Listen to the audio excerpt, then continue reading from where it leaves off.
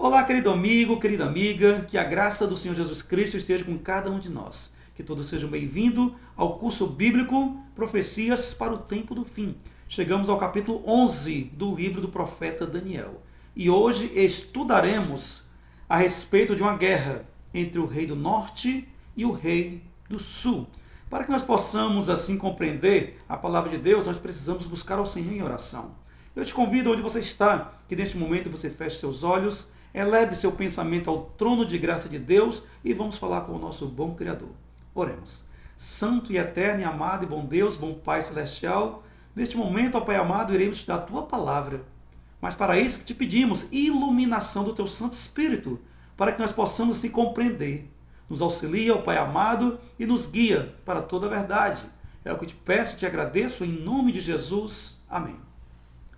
Bem, meus queridos, chegamos ao capítulo 11 do livro de Daniel.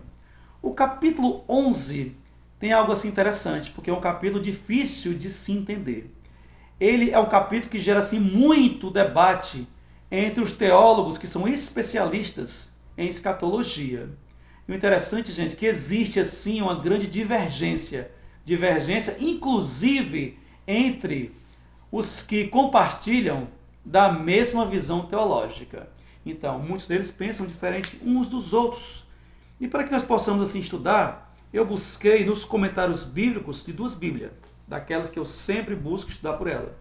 Eu busquei a Bíblia de ensino Andrews, busquei aqui todos os comentários desta Bíblia maravilhosa, que tem comentários assim excelentes, e também busquei na Bíblia King James 1611, que também tem excelentes comentários assim maravilhosos para que nós possamos assim entender esse tema tão complexo do livro de Daniel. E a maioria dos teólogos, eles apontam o seguinte: vocês lembram que nas primeiras aulas que eu falei sobre a Escritura Sagrada, eu falei que o original não tinha nem capítulo e nem versículo.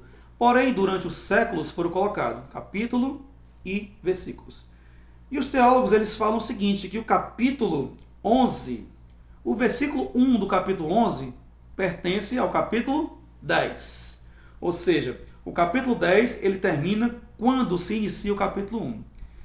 Veja aqui na sua Bíblia, Daniel capítulo 11, versículo 1 e 2, que fala sobre os reis do norte e do sul, aqui em negrito. Ele diz assim: Mas eu, no primeiro ano de Dario, o Medo, me levantei para o fortalecer e animar. Ou seja, esse versículo 1, segundo os teólogos, eles encaixa aqui no capítulo 10. É o último versículo do capítulo 10. Então, para eles, o capítulo 1 inicia agora a partir do versículo 2, que diz assim: Agora eu te declarei a verdade. Eis que ainda 3 reis se levantarão na Pérsia, e o quarto será acumulado de grandes riquezas, mais do que todos, e tornando forte por suas riquezas, empregará tudo contra o reino da Grécia. Então, gente, quando nós observamos aqui o início do capítulo 11 do livro de Daniel, aqui ele fala a respeito desses reinados. Então aqui ele pega, Daniel, a princípio, o reinado aqui dos medos persas, foi no qual ele inicia aqui sobre esta profecia. E ele fala aqui a respeito do rei Dário, certo? E o rei Dario, o interessante aqui, que nós podemos pegar o seu reinado, que foi um reinado muito curto, juntamente com o reinado de Ciro. Então, o pontapé inicial para ele fazer a conta sobre esses reis que viriam depois é posterior a Ciro. Tá ok? Então, até aqui está bem tranquilo, não é isso? E posterior a Ciro, tanto a Bíblia King James como também a Bíblia Andrews, nos seus comentários, eles trouxeram a mesma coisa. Eles trouxeram que após o reinado de Ciro, que inicia aqui essa profecia de Daniel, vieram os 4 reis. O primeiro rei que veio após Ciro foi o rei Cambises, que ele reinou do ano 530 até o ano 522. Após Cambises veio um rei que muitos chamavam ele de Gaum-Tata, que outros também falam sobre o falso Esmerdes, Porém, que a Bíblia chama-se de o pseudo-Esmerdes, também chamando ele de falso Bárdia. E como foi que esse rei chegou ao poder após Cambises, que ele foi o segundo rei? Ele deu ali um golpe de Estado. E através do golpe de Estado ele passou ali a dominar ali no meio dos persas, porém o reinado dele durou somente alguns meses. E depois dele assumiu Dario. E Dario, quando ele assume Dario I, ele assume o reinado, ele fica do ano 522 até o ano 486. Dario reinou. Porém, o reinado de Dario passa e quem assume no lugar dele? Assume o rei Xerxes, também conhecido como rei Assuero. É aquele mesmo rei que fala lá no livro de Esther. E o rei Xerxes, ele assume ali o reinado do ano 486 até o ano 465. A profecia fala a respeito de um rei, que ele seria muito rico, que ele teria grande poder. Nós chegamos aqui no rei Xerxes, porque o rei Xerxes ele foi detentor de grandes riquezas, tá ok? E o interessante é que ele investiu muito. Ele investiu ali no seu reinado num grande arsenal para assim combater os seus inimigos. E ele conseguiu assim o apoio de 40 nações. 40 nações ficaram do lado dele e ele criou ali um grande exército para ser vitorioso. Porém, vocês lembram da profecia de Daniel, do capítulo 2. Depois adiante, a profecia foi cada vez mais tornando com riqueza de detalhes, que dizia que os medos persas um dia passariam, e no lugar deles, quem assumiria? A Grécia. Porém, o rei Xerxes não queria acreditar nesta profecia, e ele estava fazendo que o seu exército fosse o maior que existia, que não iria se render a nenhum exército. Esse aí era o plano do rei Xerxes. Porém, através dos ataques dos inimigos, o reinado foi enfraquecendo. O seu sucessor já recebeu um reino mais fraco e assim continuou, enfraquecendo durante o período que os anos iam dando continuidade. Porém, quando chega no ano 331, naquele momento acontece a grande batalha de Gaugamela, também conhecido como Batalha de Arbela. E naquela batalha, os persas são dominados pelos gregos. E ali a profecia se cumpre fielmente. A profecia lá da estátua do rei Nabucodonosor, do sonho, ali se cumpre perfeitamente. E ali passa o reinado dos medos persas, e quem assume toda a nação ali são os gregos. E, gente, o interessante é que aqui inicia um paralelismo novamente. Retorna o paralelismo do livro de Daniel, com mais riqueza de detalhes. Vocês veem aqui que os detalhes dos capítulos vão cada vez mais se aplumando e chegando assim à tona para que nós possamos assim compreender. E aqui já chegamos na última profecia do livro de Daniel, com compreensão bastante clara. Vamos aqui para o próximo versículo. Nós lemos aqui, terminamos no 2, agora vamos para o 3 e para o 4, que diz assim. Versículo 3. Depois se levantará um rei poderoso que reinará com grande domínio e fará o que lhe aprouver. Mas no auge o seu reino será quebrado e repartido para os 4 ventos do céu, mas não para sua posteridade, nem tampouco segundo o poder com que reinou, porque o seu reino será arrancado e passará a outros fora de seus descendentes. Vocês viram agora que a profecia, ela praticamente aqui, a riqueza de detalhes vieram assim à tona. Que fala sobre um rei que conquistaria o reinado dos medos persas. Esse rei aqui ele aponta para Alexandre o Grande, é o grande guerreiro que reinou do ano 336 até o ano 323. No espaço de 13 anos, o Alexandre ele conseguiu conquistar todos os reinos que estavam ali à sua disposição. E ele conquistando todos os reinos, ali ele entra para a história. Porém, aqui fala que esse reino ele ia ser o que? Ele ia ser quebrado. E assim como nós mostramos em aulas anteriores, ele morre. Alexandre ele não foi morto, mas ele ali morre. E alguns historiadores trazem à tona que ele morreu ali de malária, e outros falam que foi através do alcoolismo, mas o que importa é que ele não foi morto. E aqui a profecia se cumpre fielmente. E diz que o seu reinado não terá o que? Descendentes. Ninguém da descendência de Alexandre assumiu o seu reino. Mas aqui a profecia fala que ele foi repartido para os 4 ventos dos céus. Quem são esses 4 ventos? Nós já estudamos nas aulas anteriores, que são seus 4 generais. O reinado de Alexandre, ele passa para os seus 4 principais generais, que são Ptolomeu, Seleuco, Cassandro e Lisímaco. Esses foram os 4 generais que herdaram de Alexandre ali esse reinado e passaram ali a dominá-los. Porém, desses 4 reinos, somente 2 deles viraram dinastia. Quais foram os 2 que viraram dinastia segundo a história? Primeiramente, a dinastia grega ptolomaica, que foi o reino do sul de Ptolomeu, que ele ali dominou a parte do Egito. Essa foi a primeira dinastia. E a segunda dinastia foi a dinastia grega Seleucida, que veio do reino do norte, através de Seleuco, que dominou ali aquela parte da Síria. Porém, esses 4 exércitos, esses 4 reinos, eles sempre entraram em conflito, para assim adquirir cada vez mais poder, e restaram somente essas 2 dinastias. Porém, a história também nos comprova que eles sempre estiveram em guerra. Mas chegou um momento da história que o reino do norte e o reino do sul buscaram por paz. E como foi a paz que veio a tentar existir entre eles, gente? Como foi que se deu? Primeiramente, eles tentaram se unir através de casamentos. Interessante que a profecia sempre fala que a união, o pedido por paz, sempre foi através de casamentos. Assim como a profecia fala, a profecia de Daniel capítulo 2. E o interessante é que o rei do norte, que era Antíoco II, ele se casa com Berenice. Quem era Berenice? Era filha de Ptolomeu, rei do sul. E ali, através desse casamento, eles selam a paz. Porém, Antíoco, ele era casado. Ele já era casado. Ele não podia se casar assim com Berenice. Porém, ele deixa ali a sua esposa e casa-se com Berenice.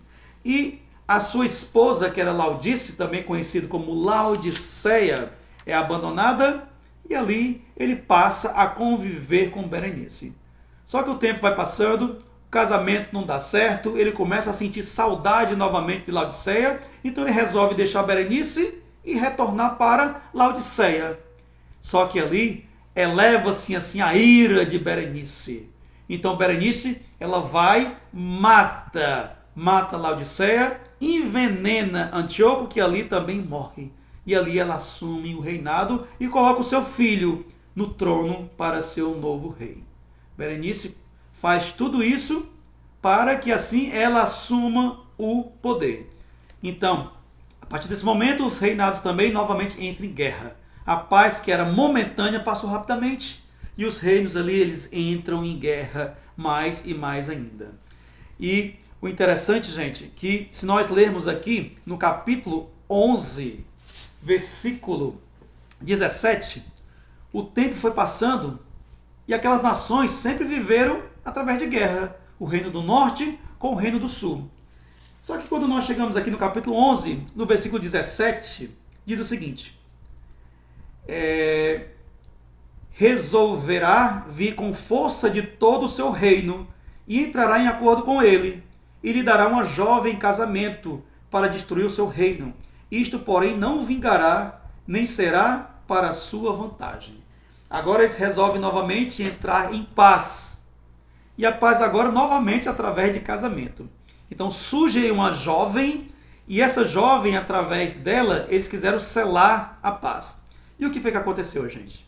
Aqui nos comentários da Bíblia Andros, eles nos traz que Antíoco III, ou seja, o tempo já tinha passado, aqui o rei já era Antíoco III, ele selou um tratado de paz, dando sua filha em casamento a Ptolomeu V. Ou seja, Antíoco III ele pegou a sua filha e chegou para Ptolomeu V e deu ela como para ele se casar. E ali buscando novamente selar a paz. E sabe quem era essa jovem que Antíoco levou para Ptolomeu?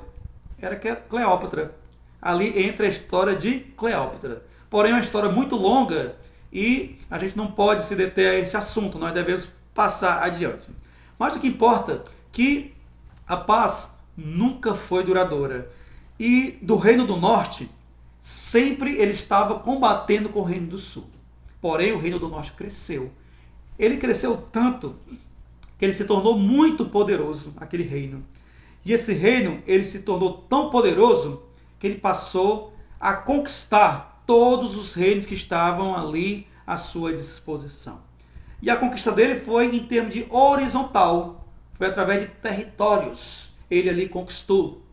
E o que acontece é que no ano 168 a.C., ali eles conseguem dominar todos os reinos que existem. Esse reino do norte, ele chega a se denominar como Roma Imperial.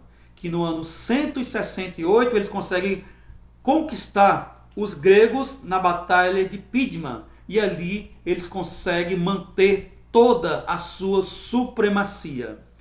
E em Daniel 11:31, ele continua falando a respeito desse reino poderoso, que até aí ele tinha conquistado somente os reinos ali que estavam à sua disposição, conquistados de forma horizontal. Porém, ele não se contentou somente nisso. Nós conhecemos a profecia que nós estudamos em lições anteriores, que esse reino ele se desintegrou em 10 nações, que foi as 10 tribos bárbaras germânicas, que depois algumas delas foram exterminadas, e continuou assim ainda um grande poder. Porém, o poder agora, ele muda. Ele não queria mais conquistas horizontais, ele queria conquistas verticais. Agora era para cima, era agora até o trono de Deus. Então, se nós lermos agora capítulo 11, no versículo 31, diz o seguinte: dele sairão forças que profanarão o santuário,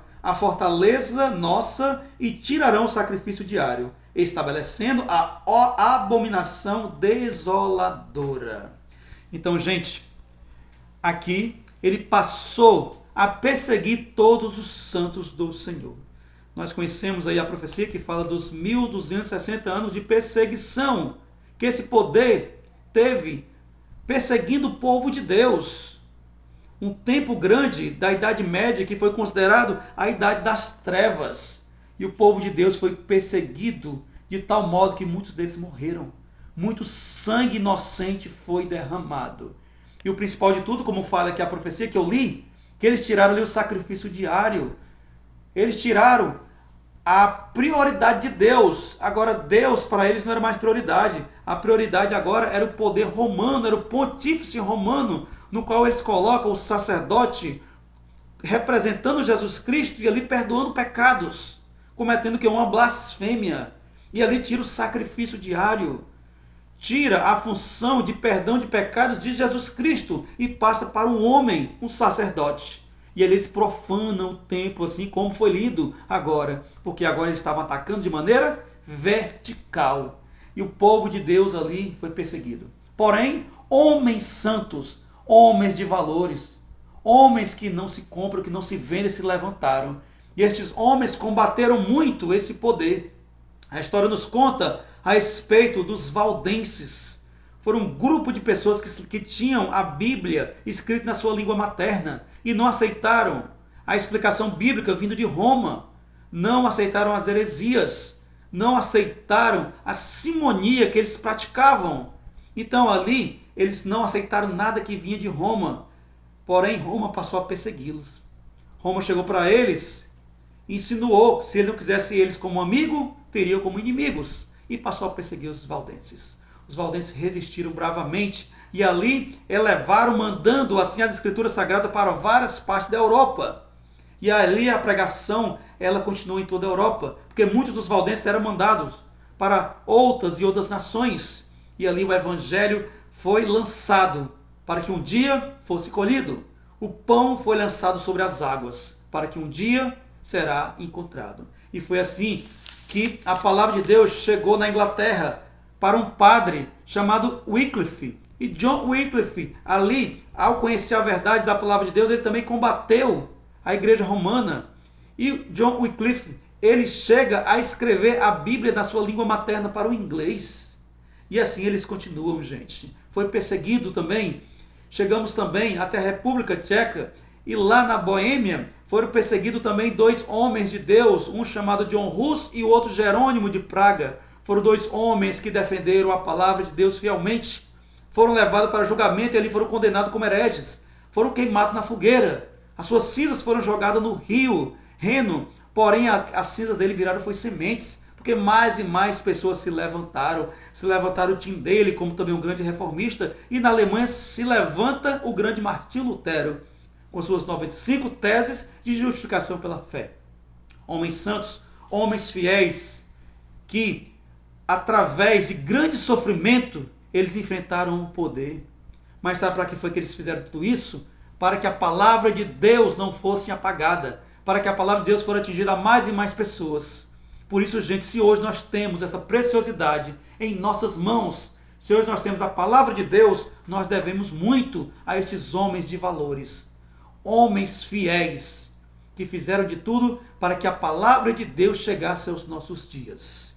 Por isso, gente, o meu apelo é que você não deixe somente a sua Bíblia em casa e aberta no Salmo 91. Pegue a sua Bíblia e leia, porque a palavra de Deus, ela é luz para os nossos caminhos. Ela é uma luz que vai nos guiar para o caminho da salvação.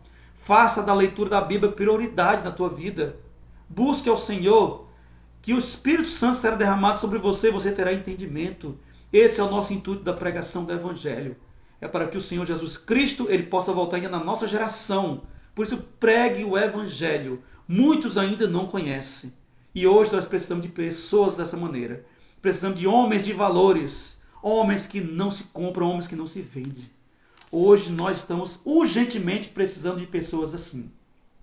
Hoje, a maior necessidade do mundo é a de homens. Homens que não se comprem e não se vendam. Homens que no seu íntimo da sua alma sejam verdadeiros e honestos. Homens que não temam chamar o pecado pelo nome. Homens cuja consciência seja tão fiel ao dever como a bússola o é ao polo. Homens que permaneçam firmes pelo que é reto, ainda que caiam os céus. Então, gente, estamos precisando mais e mais de homens assim, de mulheres de valor, mulheres que preguem o Evangelho. Hoje nós estamos precisando de mais e mais pessoas, porque a seara é grande, mas os trabalhadores são poucos. Que nós possamos cada vez mais colocar em nosso coração o intuito da pregação do Evangelho, porque a palavra de Deus diz que quando o Evangelho for pregado a toda criatura, então virá o fim. Então o que você está esperando? Eu acredito que nós já estamos chegando no final deste curso. Já no finalzinho, já estamos chegando no capítulo 11 de Daniel. E eu acredito que você já tem um entendimento muito grande desse livro. Então, eu quero te fazer uma proposta. Pegue todos os teus ensinamentos, tudo que você aprendeu, leve para a tua igreja, pregue sobre as profecias bíblicas. Faça grupos de estudo, mas pregue o Evangelho. Precisamos pregar o Evangelho urgentemente, gente. Aqui como a profecia fala, que tudo isso aqui já aconteceu. Falta poucas coisas ainda para acontecer, então isso aqui é verdade. Então nós devemos cada vez mais buscar ao Senhor em oração. Nós devemos buscar levar ao nosso próximo a palavra de Deus. O interessante é que nós falamos muito sobre o nosso amor ao próximo. Isso é um mandamento de Deus. Jesus ele deixou o amor ao Senhor, o amor a Deus e o amor ao nosso próximo. E sabe como é que nós comprovamos o nosso amor ao nosso próximo? Primeiramente, orando por ele. Quando nós oramos pelo nosso próximo, nós estamos comprovando que nós o amamos. E depois, levando a palavra de Deus para aquela pessoa. Porque ali nós estamos mostrando para ele que nós queremos ver ele lá no céu. Então, gente, não deixe para depois. Pregue o Evangelho. Fale do amor de Cristo. Porque muitos estão precisando ouvir. Fale desse Deus maravilhoso. Deste Deus que nos ama incondicionalmente.